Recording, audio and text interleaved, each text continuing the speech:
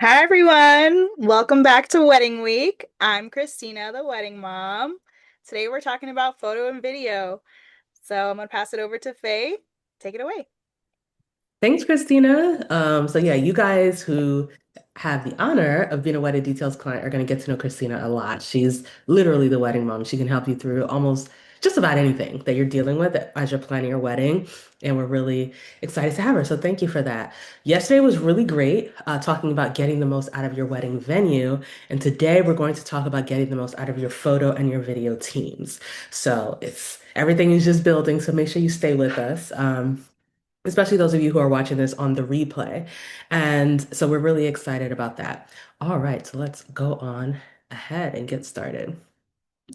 So, all right, so welcome again to Wedding Week. It's day two. We're talking about getting the most out of your photo and video teams.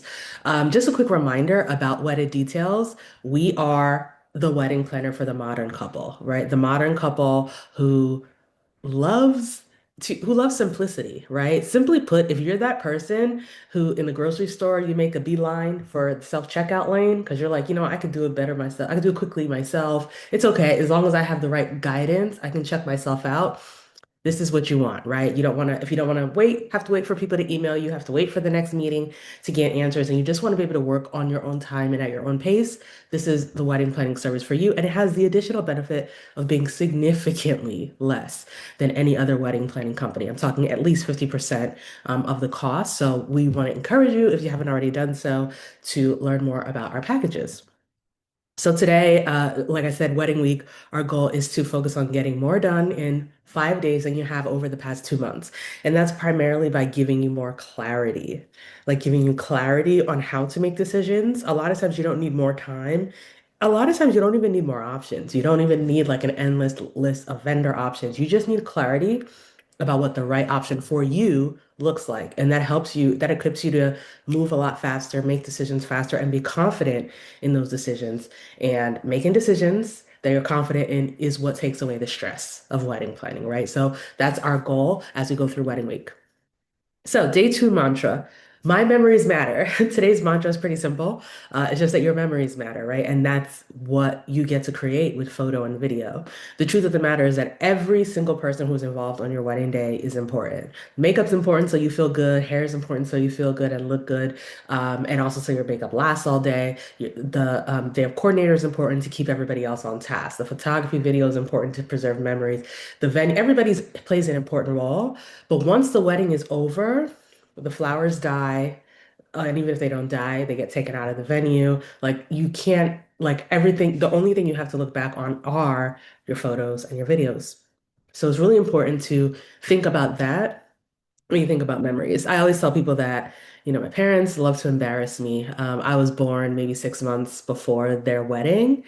And my dad has shown the wedding video to almost all my friends, particularly the part when I started crying.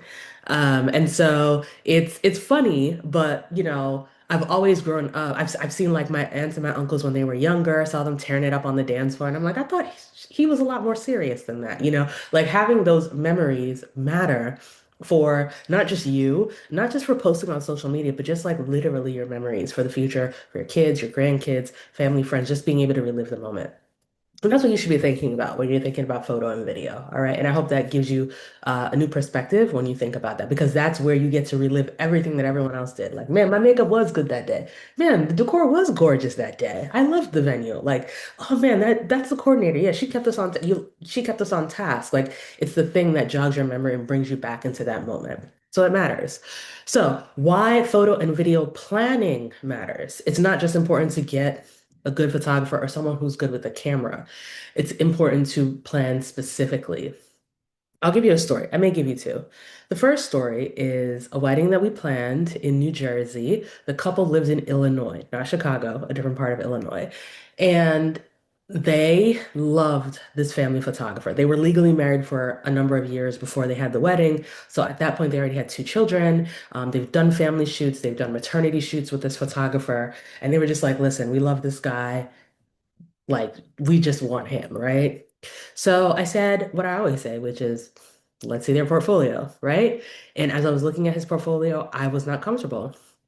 Not because this person doesn't know how to use a camera, but because every single picture was a portrait, right? But on a wedding day, people are moving, people are crying, people are moving around. There's 1 minute you're outside and there's outside lighting, another minute you're inside. You don't have as much control over the atmosphere and everything as you do in a studio, which is set up for photos, right?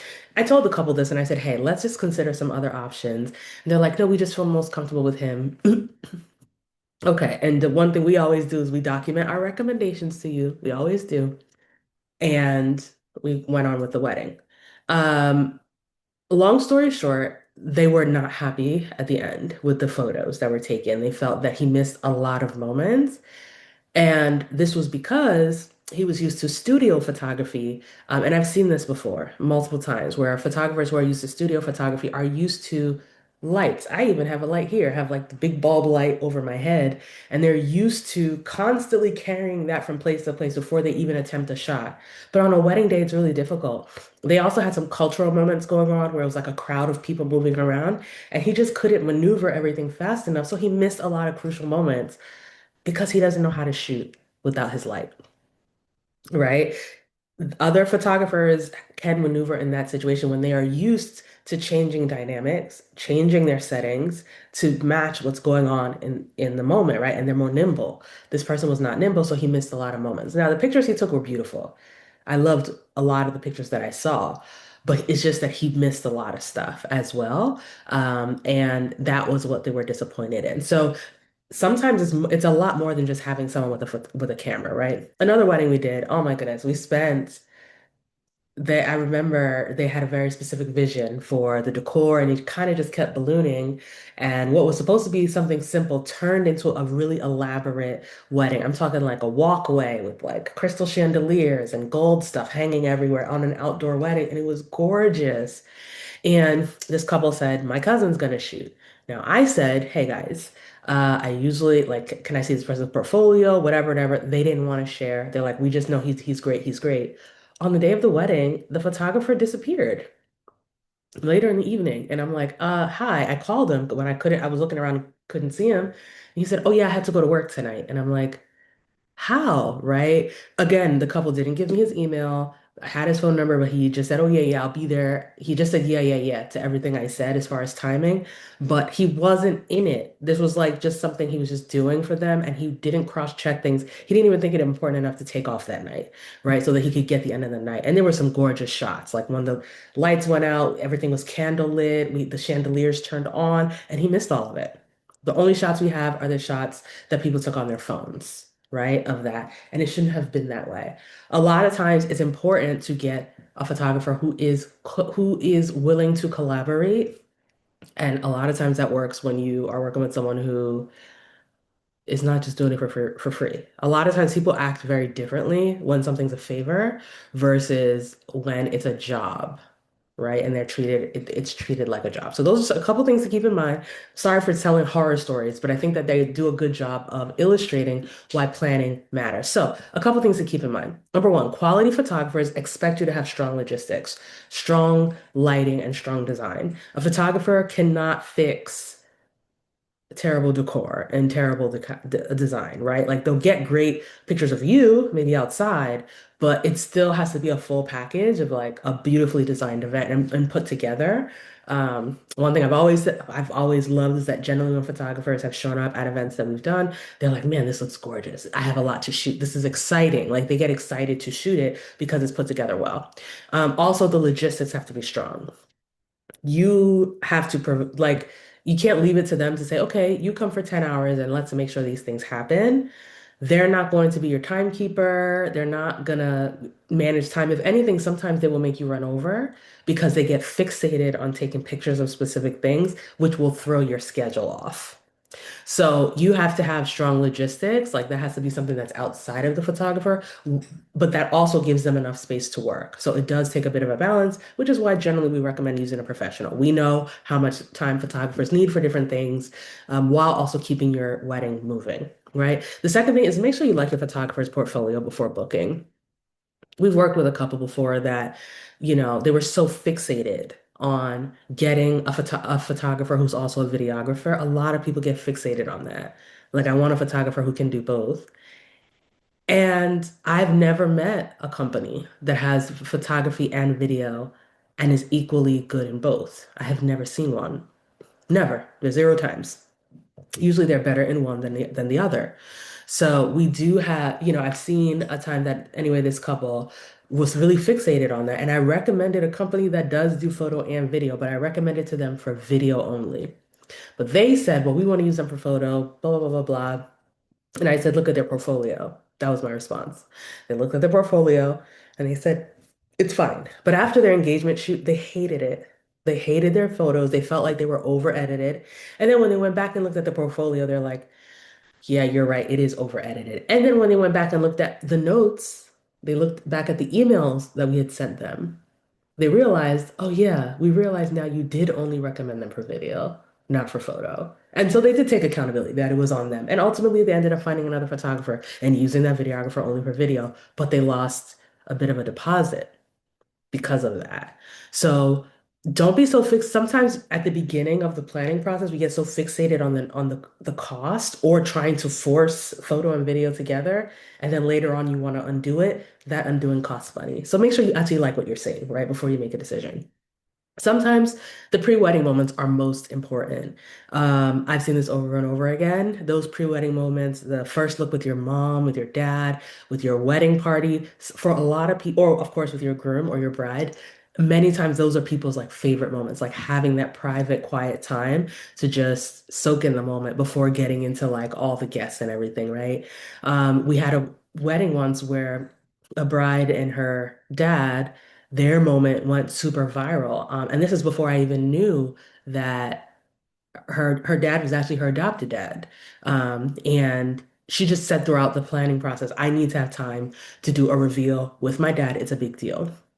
And I didn't know why it was so, not why it's so important, it's always important, but it was such an emotional moment because you could tell that their bond was so tight, and that he really appreciated, having her in his life and the other way around as well.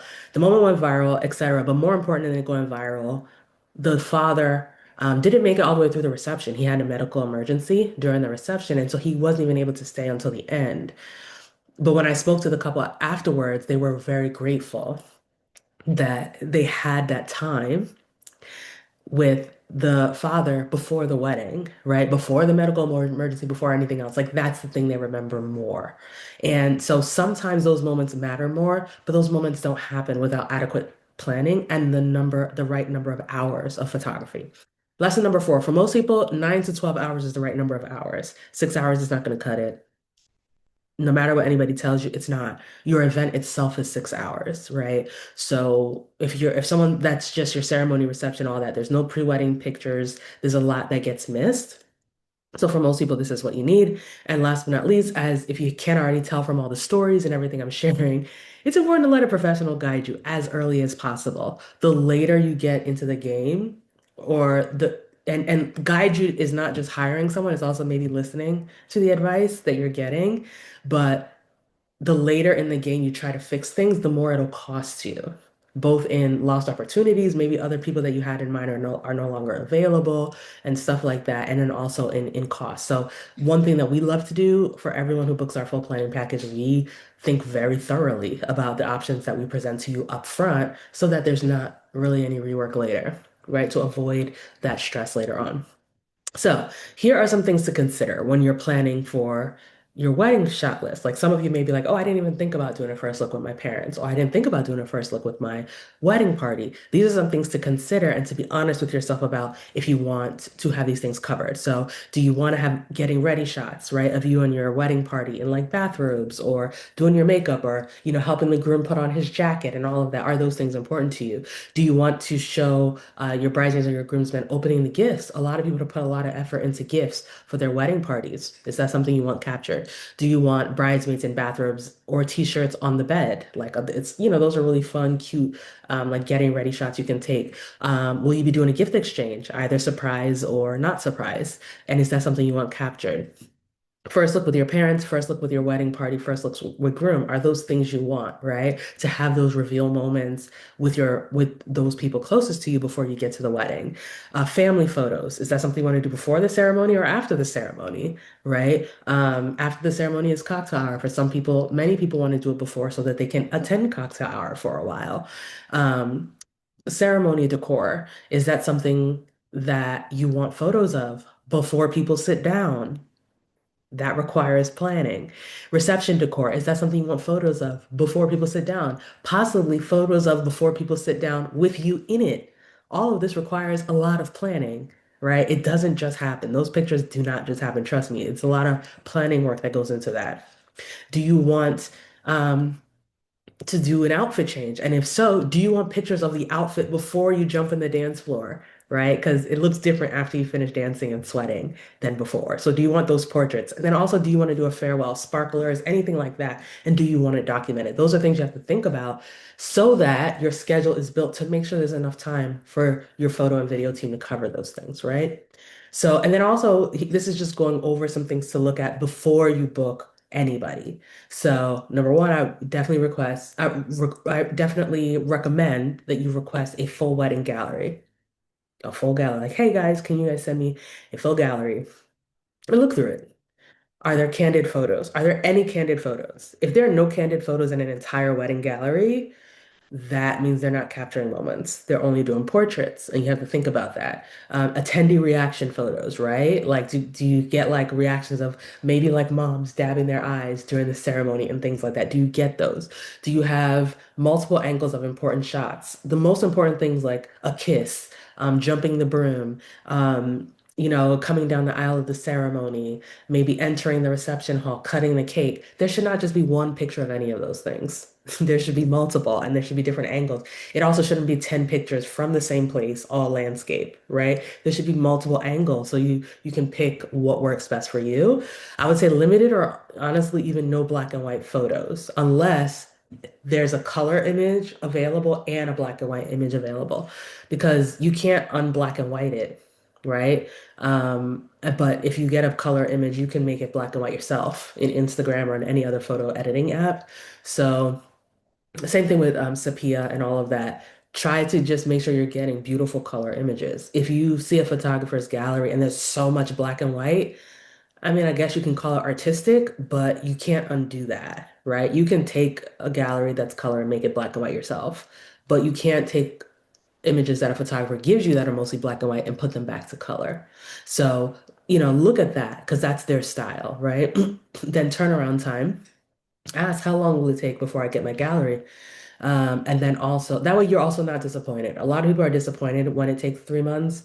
A lot of people do take 3 months though, but you don't want to be disappointed. If you at least know ahead of time that it's going to take 3 months, then you're not disappointed after finding that out after the wedding. Then full recap of ceremony vows at a minimum. At a minimum, like you want to hear your full vows, right? I would definitely recommend that your longest film should be at least 30 minutes because your vows itself is probably going to take like 5 to 10 minutes. And then you want to have speeches and fun things. Like you want to be able to see as much as possible from your reception. It shouldn't be like the longest video that you have is like 5 minutes. Like I would definitely recommend that so that you can actually see all those moments I was talking about earlier. And in most cases, you're going to spend 8 to 10% of your total wedding budget at least on photo and video, right? So we talked about this yesterday, not overspending on the venue. You're not going to spend 1% of your budget on photography. You're just not. So you need to make sure you have a good amount set aside so that you can get quality photography. Those are some things to think about before booking photo. Obviously, all of this becomes easier if you just allow us to help you and book our wedding details planning package. We have the pre-work phase to help you through booking your venue, the intake phase, which is creating your budget, venue vendor recommendations, and your timeline draft.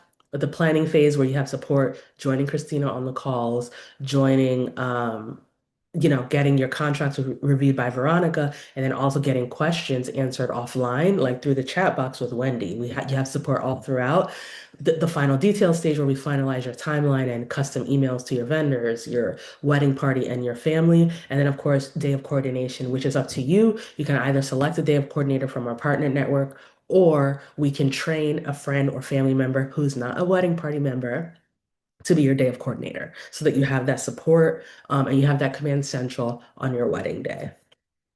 So, if you are planning a welcome party, a rehearsal dinner, or a farewell brunch, I want you to listen up. That's why we have it. It has its own slide with bold text. Today is the last day where you can get this bonus, where we will manage planning, like, the logistical planning for your pre and post wedding events. That's a welcome party, that's a welcome party or a rehearsal dinner, and then maybe a farewell brunch if you decide to do it. That expires today at midnight. If you're watching the replay, if you're watching this on demand, we can see when you started. So it expires on day 2 at midnight. All right. I wouldn't miss this. If you're planning to have a lot of people coming from out of town and you're thinking about having this, let us help you through that as well. All right. And just a heads up, tomorrow is a really great bonus. You get an extra 3 months of weekly wedding planning calls and chatbot support. Um, and that's amazing. If your wedding is 10, 11 months or more away, I would grab that because that's extra time, right, for us to support you for free. So please make sure that you go ahead and think about that and plan ahead to purchase, okay? Because we'd love to work with you. So with that, let me pull up some of the questions that people have asked about photo and video. And Christina, let me know if you have any as well, but I'm going to toss these to you to answer anyway. And Faye, correct me if I'm wrong, but they get all the bonuses, right? So like if they book hmm today, they get the ones for all the following days also, right? Yep, you get all of the following days. So you get, I was just highlighting today and tomorrow, but thanks for bringing me back to that. Day 4, you get a rework credit. So if you change your mind about something, you need us to redo your plan, we'll do it for you for free. Usually we do charge for that. And then also, day 5 is the biggest one, your magazine worthy event design service. So I say all of our press features, if you look on our page, it says featured in the knot and all these places. All of them are based off of our designs, right? Like they love the way things are laid out. But those weddings are also at totally different price points. It's not because they were all the most expensive events. So our goal is to help you to stretch your budget as much as possible, come up with amazing designs, and that expires on day 5. So basically, if you book today, you get all 4 of what's listed on the screen. If you book tomorrow, you get 3. If you book the day after, you get 2. And if you book on day 5, you get 1. So these are the disappearing bonuses. So definitely book as early as you can. Go ahead and lock that in. We do everything through Stripe. So there's Affirm and Klarna. Those are options for you to, break it up into a payment plan if needed. Yeah, so we're really excited about that. So thanks, Christina, for bringing me back to that. Yeah. All right. All right. So, my first question for Christina, um, does it matter if someone selects a photographer from the venue's recommended vendor list? Does it matter? Like, is that preferred? Is it not? And just talk us through. Just talk us through that. Yeah, I wouldn't say it matters so much that they're on the preferred list, but that the galleries that you see from the photographers at that venue, you like their galleries specifically because you like their style and and it checks all those boxes and um yeah, so I think it doesn't matter as much, and I tell couples that all the time. They think like, oh, but they're familiar with the venue, so they know all the good spots. But most of the time, photographers plan that out ahead of time. If they haven't been to the venue, they'll come early and scout specific locations for things. And we recommend for the couple to look at the places too for important things like their first look or things like that, places they know they for sure want photographs at. And as long as you have a photographer that checks all those boxes, they're used to coming to new venues on the regular all the time, every weekend. hmm Yeah. Yeah. No, I love that. I love that. I think that a lot of times when people get so stuck on the recommended vendor list, you end up just having a wedding that looks like everybody else's. And Hmm. also sometimes people don't push the limits. It's the weirdest thing. Sometimes when you hire someone outside of the vendor list, they're more likely to push the limits and see things differently versus saying, yeah, we always take a picture here, here, and here. They're like, what about back there? Because the way the light is hitting today, like they tend to be more creative and put a little bit more effort in. So, Yeah. we're not against going with people on the recommended vendor list, but we definitely wouldn't recommend limiting only to the recommended vendor list, especially for something like photo or video. Because, yeah. they'll learn the grounds. It doesn't take long, like Yeah. Christina said. Okay, yeah, I love that answer. Another question for you. What is a reasonable number of photos to ex to expect that, I'll get back after my wedding? I would say nothing less than a 500 Hmm. gallery, 500 plus. Yeah. Yeah. And I Is think there that's a something people reason? don't think about in the con in the deliverables. They're like, "Oh yeah, 200 photos seems like a lot." But then you see if you saw a gallery of 200 wedding photos, you'd be like, "Where's the rest?" Yeah, yeah, absolutely. Every time I've gotten a gallery that was under, which isn't often, but that was under 200, there was a lot of missed moments. Just like the photographer I spoke about earlier with the light. It was just not enough, right? And that may sound crazy, and you may be like, oh, I would just be overwhelmed, but you won't. As long as the gallery is delivered in an organized way, so that organized means, I mean, no shade, but I'm not the hugest fan of wedding photography being delivered by Dropbox or Google Drive, but like in a professional photography site, Pixie Set, all of that. Because then you can see it like but in order. You can see like your 20 glam shots together, and it's easy to pick which one is your favorite and which one you want to make your profile picture or put in your Facebook gallery or post on Instagram and all of that. So yeah, it's not overwhelming at all. Yeah, I almost tell couples like that's almost not a non-negotiable, but it's something that I wouldn't recommend couples not having in the deliverables is having their album in a like an online digital gallery where it's organized by the event time of like getting ready, ceremony, cocktail hour, reception, that kind of yeah, it Hmm. just makes it so much better for everybody and to share with people too. Hmm. Absolutely. Absolutely. Absolutely. Okay, are there any red flags that we have not talked about when it comes to photo, or any that you just want to reemphasize that we have talked about? What are the biggest red flags when it comes to photography?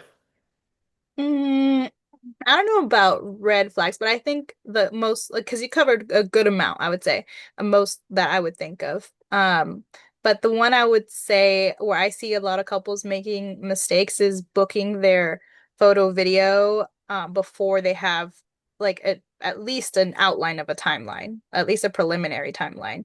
And they kind of just get caught up on like, oh, this package, Ruby package looks good. I don't know, it's in my budget, I guess. Like yeah, let's just book this 8 hour photography package. And it's so weird to me that the most popular or common photography packages are 8 hours because I would say more than half of the weddings that we do end up booking more than 8 hours, so needing more than 8 hours. So I think a lot of people preemptively book 8 hours thinking that it's enough because their photographer's like, yeah, sure, we can shoot your whole wedding in 8 hours, but they don't know the whole flow of the day and what you want shot at that point, right? So they're just going based off of what package they sell the most. Um, but then you end up adding photography time later at a more expensive cost, and you're already committed to the contract price. And the photography the photography hourly cost after the fact is a lot more expensive than if you try to negotiate before. So I see that mistake all too often. Yep, 100%, 100%. That is why at Wedded Details we built your timeline early. Like it's not an after fact ever. It's always at the beginning. As soon as you have a venue booked, you have a timeline, right? So you understand how everything flows. So yeah, that's the logic behind it. That's perfectly said. All Yeah, right. and I think as a planner too, that's something that I learned as a more seasoned planner, but earlier when I was doing mostly coordination, I didn't realize how important it was to have a timeline that early before you book all your vendors. So I think even sometimes if you're being guided by a planner, they can miss that also. So it's really good that in wedded details that it's done right as soon as the venue is booked. Yep, absolutely. And I think that that's, again, I have 15 years of experience at the time of recording this video. Christina has 11 at the time of recording this video. So you're always being guided by people who have a lot of experience. And that's where it shows is literally we eliminate a whole lot of rework with our process, right? For how we guide you is eliminating a whole lot of rework. Awesome. I love that. I love Yeah. that. All right, last question.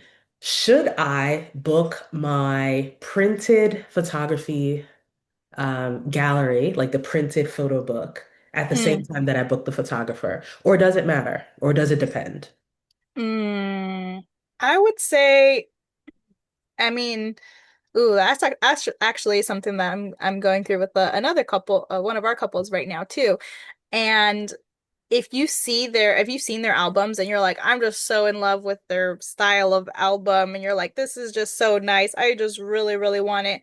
Then yeah, I mean, you're always better negotiating into the package beforehand than after. But I wouldn't say it's an if it's not a need to have, if it's not something that's already pre-built in your budget that you're like, I am absolutely budgeting for this printed album because they are expensive, more than people think. Then that can always be something that you can do later, once everything else is checked off the list, you can always take the actual like images in the gallery. You have access to those for extended period of time and then get it printed at a printer, and have more time to kind of shop around and get one at a whatever rate that fits price point you're looking for.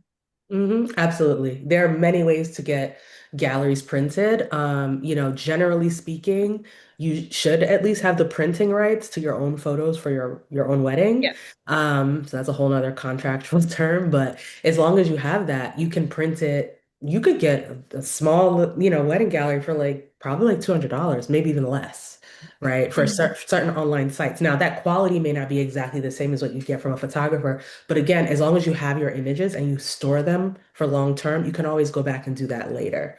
So if your budget's tight, that's probably not the place to splurge because you can always get your gal. Most people actually don't even finally get their photo books printed until like a year after the wedding, even when it's included in the photography package, because most people take that long to select the images that they want printed. Yeah.